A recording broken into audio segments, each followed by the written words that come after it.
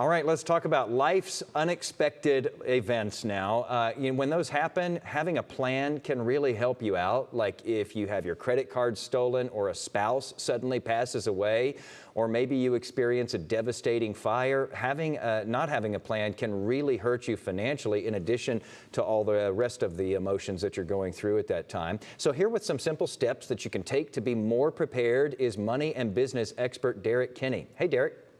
Hi, Jason. Good to see you. Good to see you, too. I love that we're talking about this today, Derek, because it seems like these are all these things that we don't think about until they happen to us. And if you don't think about it until it happens to you, you're usually thinking about it too late.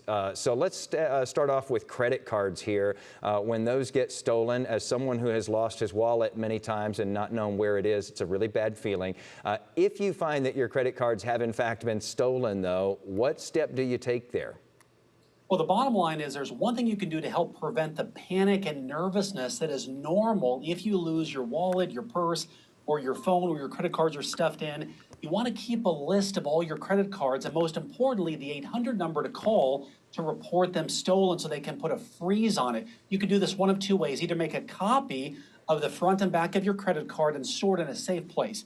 Safe deposit box, a safe at home, or just keep the 800 numbers in your phone. That way, if something happens, maybe you put under there crisis as the category, you know the exact numbers to call, which can save you time and a lot of emotional energy to make sure that nothing happens to your credit cards if the worst does happen. I probably should have saved those numbers a long time ago, Derek, because mine haven't been stolen, but they have been lost, which is just as bad because you still have to go through all of these different procedures. Let's talk about this next one, and this is something that nobody wants to think about, but how do you help to prepare yourself financially in case your spouse unexpectedly passes away? What do you do there? And there's actually a couple steps here, and this can really bring the anxiety down in the moment of most crisis that occurs. Let's say it's you or your spouse that passes away. You want to have an up-to-date will that specifies where things go, and especially the objects that are important to you and members of the family, so there's not the bickering and the argument after your death of where do they go. But also you want to have the discussion, where is the will? You don't want to have a scavenger hunt for your family of, my gosh, they've died, now we can't find their stuff. The other piece, very, very important, is know what your wishes are about burial. This is going to sound so funny, but a client came in the office from another firm. We brought them in. They said, Derek, our parents, we buried them, but we found out later because we couldn't find the will, they wanted to be cremated. And so it creates all kinds of issues. Have the dialogue ahead of time, but on one sheet of paper in an easy to find place, list out your wishes. It'll save a lot of stress from the family. Derek, one last thing I want to talk to you about today, and I've known somebody who's been through this where they lost everything in a house fire, and it was devastating to them on so many different levels, and that devastation lasted a long time.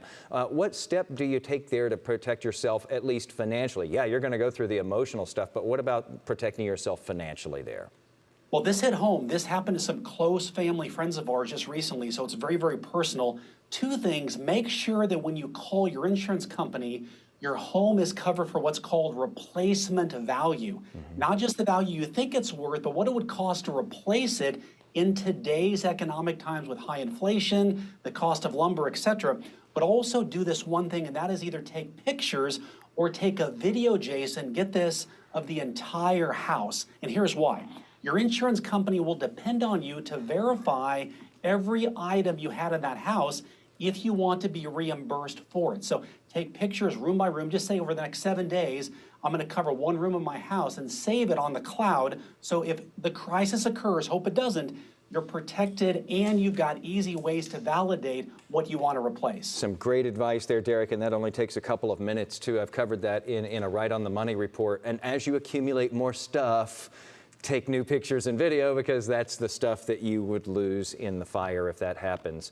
Derek, thank you so much for these tips today. Again, these are things we don't think about until it's too late. Yeah, my pleasure, Jason. Thank you.